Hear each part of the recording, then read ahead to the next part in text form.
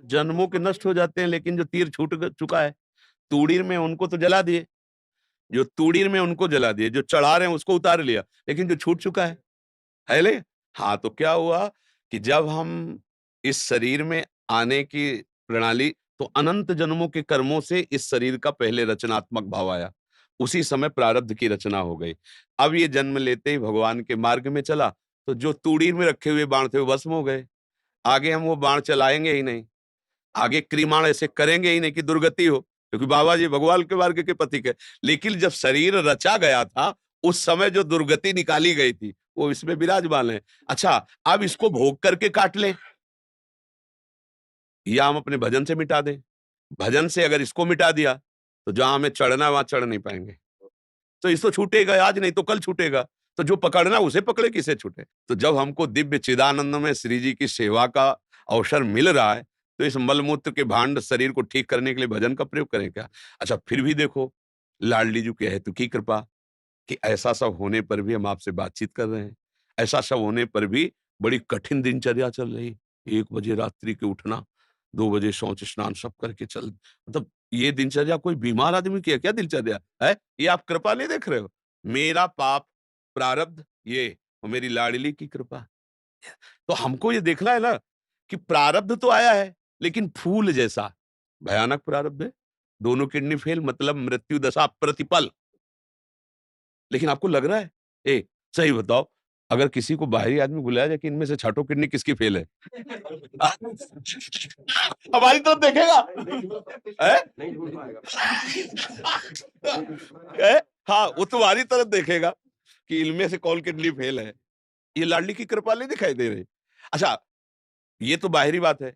आंतरिक अगर हम उस रोग में होते, तो आपसे कैसे बात करते? हाँ, क्या बोल रहे हो? ऐसे बोल रहे हैं?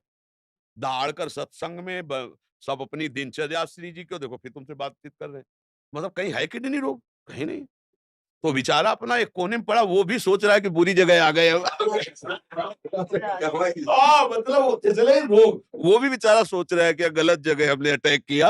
हाँ, हमारा यहाँ कोई स्वागत सम्मान नहीं। ये लाडली जी की कृपा है, इस पर ध्यान ही नहीं देना है। अच्छा, हम कभी जैसे किसी को ये बात कहते हैं ना, तो इस बात से कहते हैं कि देखो तुम निराश मत हो, हम केवल तुमको बातें ही नहीं कह रहे, वो हमारा जीवन है। हाँ, हम खुद उस, अच्छा ऐसा नहीं कि कष्ट नहीं होता, कष्ट होता है।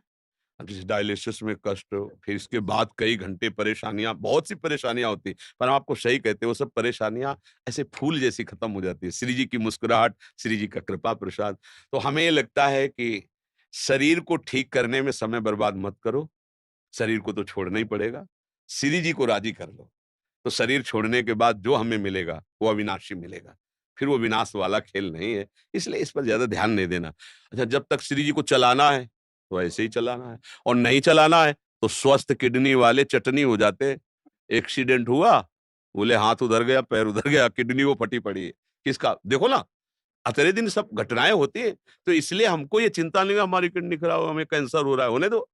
राधा, राधा, राधा, हमें जहाँ जाना है वहीं पहुँच जाना है। हम देखो, गाड़ी की तब तक चिंता होती है जब तक मंजिल तय नहीं हो जाती। लगता है अगर बीच में गाड़ी, अब आप श्री जी की कृपा से हम अपने मंजिल में आ चुके हैं, तो कोई परेशानी नहीं। जब चाहे तब बुला ले, कोई परेशानी थोड़ी। तो इसके लिए हमें कोई टेंशन थोड़ी आए किडनी खराब क्या, समझ रहे हो ना? लाडली की कृपा से चल रहा है।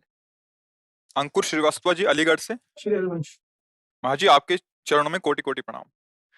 महाराज जी, मैंने संतों के मुख से सुना है कि कुछ घटनाक्रम इस जन्म के पहले से ही निर्धारित होते हैं, जैसे कि मृत्यु का समय, स्थान, विवाह इत्यादि। महाराज जी, इसमें कितनी सच्चाई है और कितना प्रारब्ध है? हाँ, नहीं सही है, पर इसको बदला जा सकता है। हम कोई पशु थोड़ी हैं कि उसी घटनाक्रम में बंधे रहें। अगर उसी निश्चय में बंधे रहेंगे तो भगवत प्राप्ति किससे होती है?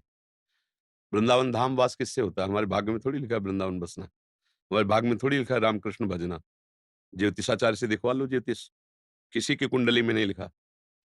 अब ये नया जन्म भगवान ने हमें नए कर्म करके सुधारने के लिए दिया है। अगर हम भजन करें भगवान का, तो हम सारे कर्मों को भस्म करके इसी जन्म में भगवान में लीन हो सकते हैं, भगवत प्राप्ति कर सकते हैं। हम चाहे अपने कर्म बिगाड़ कर भूत प्रेत बन सकते हैं, सुअर कुत्ता बन सकते हैं, नरक जा सकते हैं। तो हमारे प्रारब्ध में थोड़ी लिखा सुअर बनोगे। वो तो केवल इतने शरीर का है कि इस हिसाब से तुम्हारी मृत्यु होगी, इस हिसाब से तुम्हें वहां जाना होगा, इस हिसाब से तुम्हें ये भोग मिलेगा दुख सुख का, आगे के कर्म का नहीं। ये छूट दी गई, नहीं तो मनुष्य और पशु में अंतर क्या रह गया? तो ये तो सत्य है। सुनो भरत भावी प्रबल, बिलखि कहो मुनिनाथ, हानि लाभ जीवन मरण, जस अपजस विधि हाथ। विधि माने ब्रह्मा।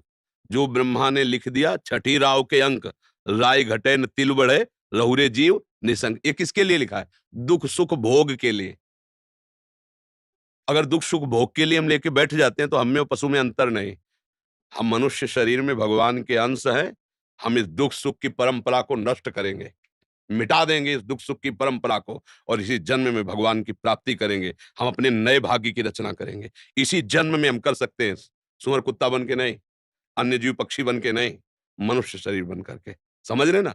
हाँ, जो चाहो कर सकते हो, भगवान को अधीन कर सकते हो, तो फिर रह क्या गया? सुमिर पवन सुत पावन नामू, अपने बस करी राखे रामू। जब भगवान को बस में कर लेता है भक्त, तो फिर और क्या बचा? जो चाहो कर सकते हो। पर चाह गलत करोगे तो फंस जाओगे। अच्छी चाह करो, दूसरों को सुख पहुंचाओ, दूसरों के काम आओ, भगवान का भजन करो, भगवान को प्रसन्न कर लो। जिसके प्राप्त करने के बाद फिर कुछ प्राप्त करना बाकी नहीं रहता, वो भगवान श्री हरि हैं। तो ये बात स्वीकार करो, प्रारब्ध हमारा कुछ नहीं बिगाड़ सकता। यदि हमारा वर्तमान का समय भगवान में जा रहा है, प्रारब्ध नहीं बिगाड़ सकता। प्रारब्ध शरीर के ऊपर प्रहार करता है, और हमारा शरीर भी भगवान की शरण में है, तो प्रहार भी जो तलवार जैसा होगा, तो आके छड़ी जैसा लग जाएगा, लगेगा छड़ी जैसा, क्योंकि वो निश्चित हो चुका है। पर हम भजन के बल से उस प्रारब्ध को सह के भगवत प्राप्ति कर लेंगे। बस एक ही शरीर है, जहाँ ये छूटा, अब अब फिर आवागमन नहीं। वाह!